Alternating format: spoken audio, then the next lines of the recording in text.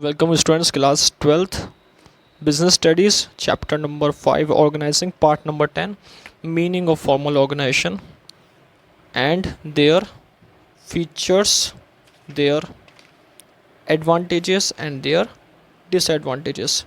यहाँ पे हम फॉर्मल ऑर्गेनाइजेशन टॉपिक कंप्लीट करेंगे और इस वीडियो में हम बात करेंगे कि फॉर्मल ऑर्गेनाइजेशन का मीनिंग क्या होता है, फॉर्मल ऑर्गेनाइजेशन के फीचर्स क्या क्या है, फॉर्मल ऑर्गेनाइजेशन का एडवांटेजेस क्या क्या, फॉर्मल ऑर्गेनाइजेशन के डिसएडवांटेजेस कौन कौन से पॉइंट्स हैं। सबसे पहले बात करते हैं मीनिंग की। तो फर्स्ट पॉइंट आएगा meaning. Formal organisation, formal organisation मतलब एक सिस्टम ऑर्गेनाइजेशन, सिस्टमेटिक ऑर्गेनाइजेशन जिसको हम कह सकते हैं।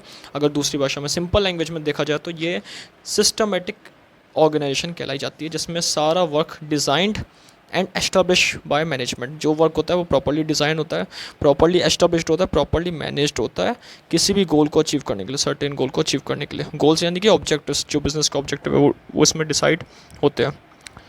It is a system of clearly defined activities and relationship. Properly ये डिफाइन करा गया है कि फॉर्मल ऑर्गेनाइजेशन ऐसी ऑर्गेनाइजेशन होती है जो सिस्टम को क्लियरली डिफाइन करती है, डिपार्टमेंट को डिफाइन करती है, फंक्शन को डिफाइन करती है and defined activities and working relationship. ये वर्किंग रिलेशनशिप को भी डिफाइन करती है कि किस किस पर्सनस में क्या क्या रिलेशनशिप है, मैनेजर्स वर्कर्स का, सबॉर्डिनेट्स का, और यहाँ पे मैनेजमेंट का, मैनेजर्स का मैनेजर के साथ क्या क्या रिलेशनशिप है।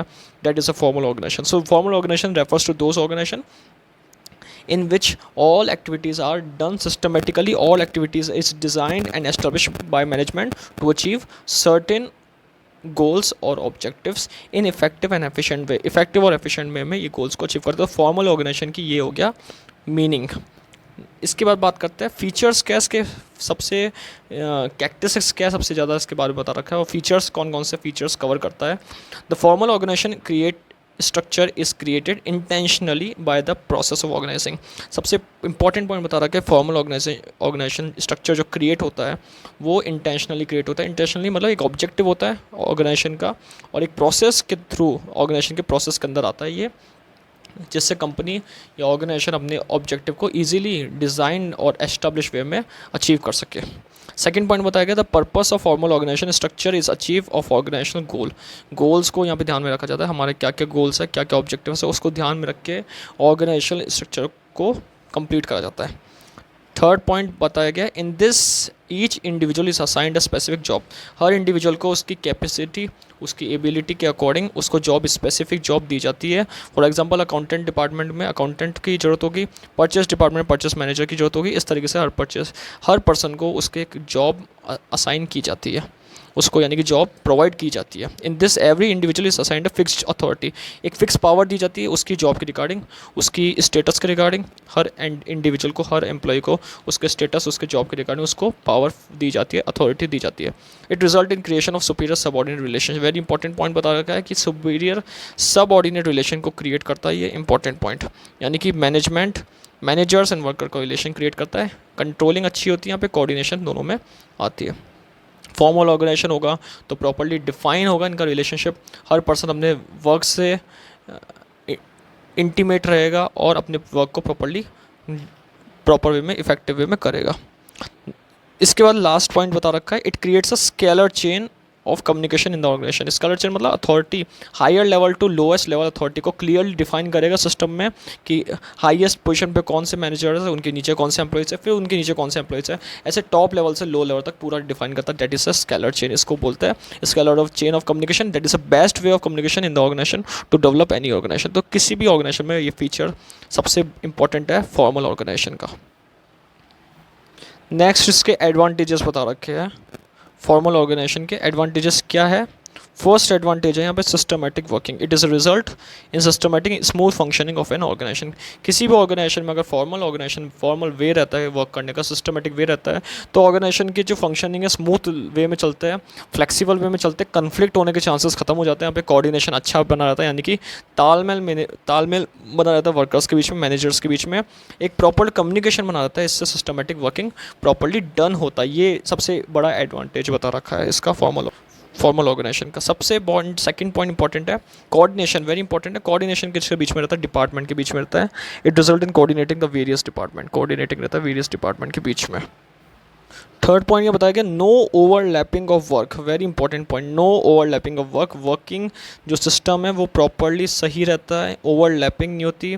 इसका मतलब अनसिस्टमेटिकली ढंग से जो वर्क होता है वो उसको रिमूव कर दिया जाता है। यहाँ पे सिस्टमेटिकली वर्क से वर्क को करा जाता है, वर्क डिवाइड करा जाता है among various department and various employees according to their skill and according to their ability और स्किल के अकॉर्डिंग उनको वर्क दिया जाता है, जो एम्प्लॉय जिस काबिल होता है। वर्क का ओवरलैपिंग नहीं करा जाता, किसी भी पर्सन को हर कोई काम नहीं दिया जाता।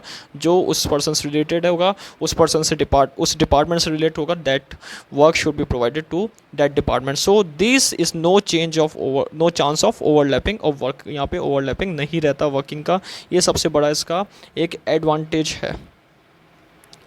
फोर्थ पॉइंट यहाँ बताया गया, creation of change in of command. यहाँ पे chain of command, creation of chain of command यानी कमांड का चेन, यूनिटी ऑफ कमांड का कंसेप्ट यहाँ पे रहता है। यूनिटी ऑफ कमांड यहाँ पे क्रिएट करा जाता है। यूनिटी ऑफ कमांड मतलब सुपीरियर सबऑर्डिनेट रिलेशनशिप प्रॉपर है। यहाँ पे जो पर्सन जिस डिपार्टमेंट का बॉस है उसी के ऑर्डर को फॉलो करते हैं वहाँ के सुपीरियर्स, और उनको रिपोर्ट देते हैं, और उनकी के आगे यहाँ पे अकाउंटेबल यानी कि आंसरेबल रहता है। तो creation of unity of command, chain of command यहाँ पे क्रिएट होता है, सुपीरियर सबऑर्डिनेट रिलेशनशिप यहाँ पे प्रॉपर मेंटेन रहता है। That is a point which express the creation of chain of demand. Next feature है fifth point, more emphasis on work. Work के ऊपर फोकस करा जाता है सबसे ज़्यादा, और वर्क को ही प्रेफरेंस दी जाती है। इंटरपर्सनल रिलेशनशिप को प्रेफरेंस दी जाती है। यहाँ पे वर्किंग रिलेशनशिप पे फोकस करा जाता है, वर्क को किस तरीके से इफेक्टिव वे में करे, किस एफिशिएंट में वे में करे, उसी के ऊपर यहाँ पे ध्यान दिया जाता है। लास्ट पॉइंट है ऑर्गेनाइजेशन ऑब्जेक्टिव्स पे ऊपर ध्यान दिया जाता है। It is establish to achieve organisational objectives in various department. अलग अलग डिपार्टमेंट में ऑर्गेनाइजेशनल ऑब्जेक्टिव, उन ऑब्जेक्टिव को अचीव करना, किस तरीके से अचीव करा जाए, उनके ऊपर यहाँ पे फोकस करा जाता है। इसके बाद बात करेगी इसके डिसएडवांटेजेस की। डिसएडवांटेजेस में 3 पॉइंट्स है। Ignore social need of employee की सोशल नीड को इग्नोर करा जाता है, ये सबसे एक बड़ा डिसएडवांटेज माना गया फॉर्मल ऑर्गेनाइजेशन का। It does not give importance to psychological and social need of employees. Employee की साइकोलॉजिकल एंड सोशल नीड को इग्नोर करा जाता है, क्योंकि इनका मेन फोकस किसके ऊपर रहता है, इनका मेन फोकस रहता है यहाँ पे वर्किंग रिलेशनशिप को मेंटेन करना। और इससे एम्प्लॉय क्या होता है, डीमोटिव हो जाता है। कई बार एम्प्लॉय डीमोटिव होकर एम्प्लॉय के अंदर डीमोटिवेशन क्रिएट होता है, इस कारण से एम्प्लॉय प्रॉपर्ली वर्क को भी प्रेफरेंस नहीं दे पाता। तो ये सबसे बड़ा इसका एक डिसएडवांटेज माना गया फॉर्मल ऑर्गेनाइजेशन का। एम्फेसिस ऑफ वर्क के ऊपर ज़्यादा फोकस ऑनली रखा जाता है, इससे ह्यूमन रिलेशनशिप को इग्नोर करा जाता है, क्रिएटिविटी को इग्नोर करा जाता है, टैलेंट को इग्नोर करा जाता है। ये सबसे बड़ा इसका सेकेंड नंबर का यहाँ पे फॉर्मल ऑर्गेनाइजेशन का डिसएडवांटेज माना गया। डिले इन एक्शन, कई बार फॉर्मल ऑर्गेनाइजेशन के अंदर फॉर्मल प्रोसेस को पूरा करते करते, स्केलर चेन को पूरा करते करते एक्शन में डिलेड हो जाता है। कई वर्क जो होते हैं जिनको टाइमली करना पड़ता है वो टाइम पे पूरे नहीं हो पाते, ये सबसे बड़ा इसका एक डिसएडवांटेज माना गया। ओके, और सबसे बड़ा इसका एक डीमेरिट माना गया है फॉर्मल ऑर्गेनाइजेशन का। फॉर्मल ऑर्गेनाइजेशन के अंदर सबसे इंपॉर्टेंट बात यह है एक्शन में डिले, यानी कि वर्किंग सिस्टम में बहुत टाइम लगता है, वर्किंग सिस्टम में टाइम और डिले रहता है। तो इस वीडियो में हमने बात करी है फॉर्मल ऑर्गेनाइजेशन के meaning, advantages, features and disadvantages के बारे में। Thank you.